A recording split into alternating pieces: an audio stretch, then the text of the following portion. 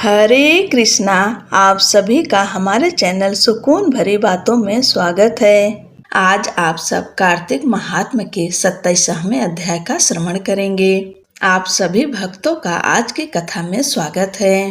पार्षदों ने कहा, एक दिन की बात है, विष्णु दास ने नित्य कर्म करने के पश्चात भोजन तैयार किया, परंतु कोई छिपकर उसे चुरा ले गया।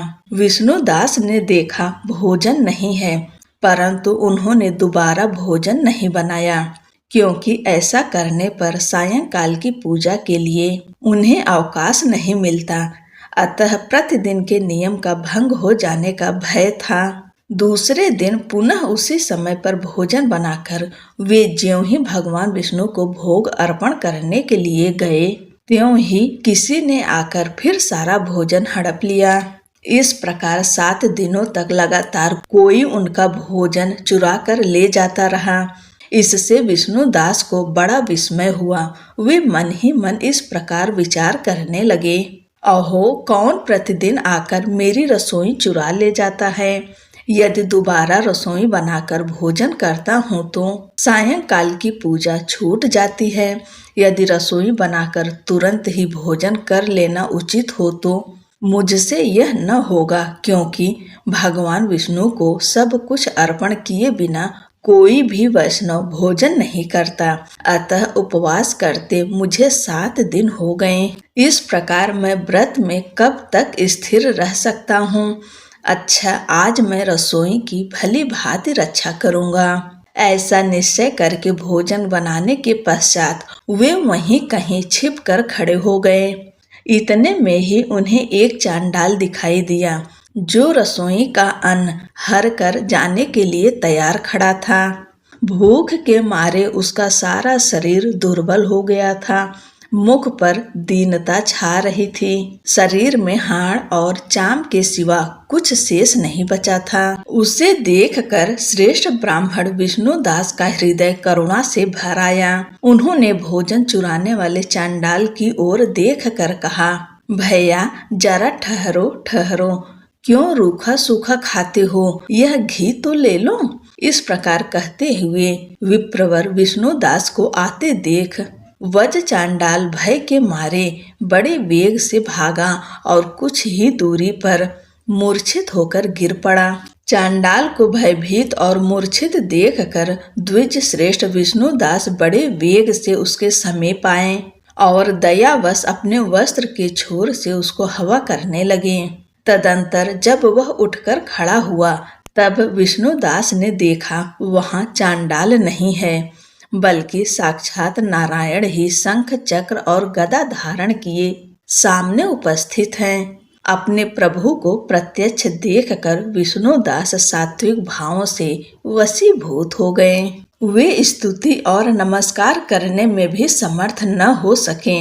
तब भगवान ने सात्विक व्रत का पालन करने वाले अपने भक्त विष्णु दास को छाती से लगा लिया और उन्हें अपने जैसा रूप देखकर वैकुंठ धाम को ले चले। उस समय यज्ञ में दीक्षित हुए राजा चोल ने देखा विष्णु दास एक श्रेष्ठ विमान पर बैठकर भगवान विष्णु के समीप जा रहे हैं। विष्णु दास को वैकुंठ धाम में जाते देख राजा ने शीघ्र ही अपने गुरु महर्षि मुद्गल को बुलाया और इस प्रकार कहना आरंभ किया, जिसके साथ स्पर्धा करके मैंने इस यज्ञ दान आदि कर्म का अनुष्ठान किया, वह ब्राह्मण आज भगवान विष्णु का रूप धारण करके मुझसे पहले ही वैकुंठ धाम को जा रहा है। मैंने इस वैष्णव धाम में भली भांति दीक्षित होकर अग्नि में हवन किया और दान आदि के द्वारा ब्राह्मणों का मनोरथ पूर्ण किया, तथापि अभी तक भगवान विष्णु मुझ पर प्रसन्न नहीं हुए और इस विष्णु दास को केवल भक्ति के ही कारण श्री हरि ने प्रत्यक्ष दर्शन दिए हैं। अतः जान पड़ता है कि भगवान विष्णु केवल दान और यज्ञों से प्रसन्न नहीं होते। उन प्रभु का दर्शन कराने में भक्ति ही प्रधान कारण है। दोनों पार्षदों ने कहा। इस प्रकार कहकर राजा ने अपने भांजे को राज सिंहासन पर अभिषिक्त कर दिया। वे बचपन से ही यज्ञ और दीक्षा लेकर उसी में संलग्न रहते थे, इसलिए उन्हें कोई पुत्र नहीं हुआ था। यही कारण है कि उस देश में अब तक भांजे ही राज्य के उत्तराधिकारी होते हैं। भांजे को राज्य देकर राजा यज्ञशाला में गए और यज्ञ कुंड के सामने खड़े होकर भगवान विष्णु को संबोधित करते हुए 3 बार उच्च स्वर से निम्नांकित वचन बोले। भगवान विष्णु, आप मुझे मन, वाणी, शरीर और क्रिया द्वारा होने वाली अविचल भक्ति प्रदान कीजिए। इस प्रकार कहकर वे सबके देखते देखते अग्नि कुंड में कूद पड़े। बस उसी क्षण भक्त वत्सल भगवान विष्णु अग्नि कुंड में प्रकट हो गए। उन्होंने राजा को छाती से लगाकर एक श्रेष्ठ विमान में बैठाया और उन्हें अपने साथ लेकर बैकुंठ धाम को प्रस्थान किया। नारद जी बोले, हे राजन, जो विष्णुदास थे वे तो पुण्यशील नाम से प्रसिद्ध भगवान के पार्षद हुए और जो राजा चोल थे उनका नाम सुशील हुआ। इन दोनों को अपने ही समान रूप देकर भगवान लक्ष्मीपति ने अपना द्वारपाल बना लिया। बोलो लक्ष्मी नारायण की जय। श्री तुलसी चालीसा। श्री तुलसी महारानी करो विनय सिर नाय, जो मम हो संकट विकट दीजय मात नसाए। नमो नमो तुलसी महारानी, महिमा अमित न जाय बखानी। दियो विष्णु तुमको सन्माना, जग में छायो सुयस महाना। विष्णु प्रिया जय जयति भवानी, तिहु लोक की हो सुख खानी। भगवत पूजा कर जो कोई, बिना तुम्हारे सफल न होई। जिन घर तब नहीं होए निवासा, उस पर करहि विष्णु नहीं बासा। करे सदा जो तब नित्य सुमिरन, तेहि के काज होए सब पूरन। कार्तिक मास महात्म तुम्हारा, ताको जानत सब संसारा। तब पूजन जो करे कुमारी, पावे सुंदर वर सुकुमारी। कर जो पूजा नित प्रति नारी, सुख संपत्ति से होय सुखारी। वृद्धा नारी करें जो पूजन, मिले भक्ति होवे पुलकित मन। श्रद्धा से पूजे जो कोई, भवनिधि से तर जावे सोई। कथा भागवत यज्ञ करावे, तुम बिन नहीं सफलता पावे। छायो तब प्रताप जग भारी, ध्यावत तुम ही सकल चित धारी।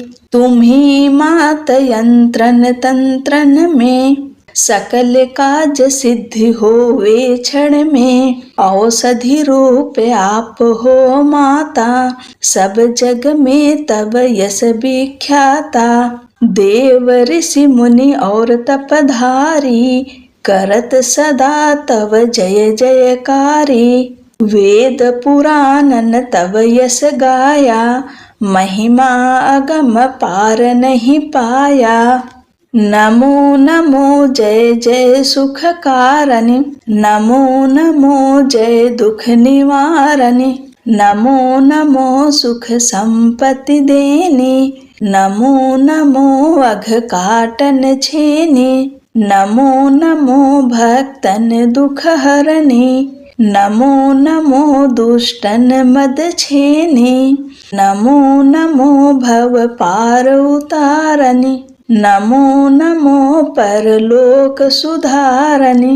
नमो नमो निज भक्त उबारणी, नमो नमो जन काज सवारणी।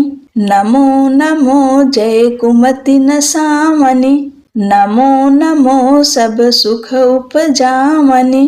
जयति जयति जय तुलसी माई, ध्याऊं तुमको शीस नमाई। निज जन जानि मोहि अपनाओ, बिगड़े कारज आप बनाओ। करूं विनय मैं मात तुम्हारी, पूर्ण आशा करहूं हमारी। चरण शरण कर जोरी मनाऊं, निस दिन तेरे ही गुण गाऊं। करहूं मात यह अब मोह पर दया, निर्मल होय सकल मम काया। मांगू मात यह बर दीजे, सकल मनोरथ पूर्ण कीजे। जानू नहीं कुछ नेम आचारा, क्षमहु मात अपराध हमारा। 12 मास करे जो पूजा, ता सम जग में और न दूजा। प्रथम ही गंगा जल मंगवावे, फिर सुंदर स्नान करावे। चंदन अक्षत पुष्प चढ़ावे, धूप दीप नैवेद्य लगावे। करे आचमन गंगा जल से, ध्यान करे हृदय निर्मल से। पाठ करे फिर 40 की, स्तुति करे मात तुलसा की। यह विधि पूजा करे हमेशा, ताकि तन नहीं रहे क्लेशा। करे मास कार्तिक का साधन, सोवे नित पवित्र सिद्ध हुई जाहि। है यह कथा महासुखदाई, पढ़े सुने सो भवतर जाई। यह श्री तुलसी चालीसा पाठ करे जो कोय, गोविंद सो फल पावहीं जो मन इच्छा होय। बोलो तुलसी महारानी की जय।